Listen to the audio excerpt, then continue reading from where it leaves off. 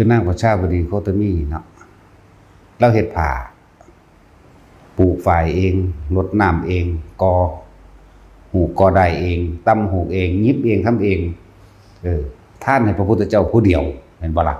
พุทธเจ้ารับบ่ล่ะบ่ได้รับได้นั่นเห็นบ่ล่ะนั่นซั่นแล้วตั้งใจย่างจิตใจแช่มชื่นเบิกบานมาเข้าใจว่าล่ะเบิกบานมาหวังว่าเพิ่นสิตับให้เพิ่นบ่รับเพิ่นบอกให้เป็นท่านพระสารีบุตรไล่ไปประโมคคัลลาไล่ไปสงฆ์80รูปเป็นอสิติมหาสาวกไงทั้งนั้นบ่มีผู้ใดรับบาดสิรับพระอาชิตะภิกษุบวชมาเมื่อเช้านี่บวชแล้วก็ย่างน้ำก้นย่างง่อมๆจักว่าล่ะบวชแล้วก็ย่างน้ำก้นรับเฉย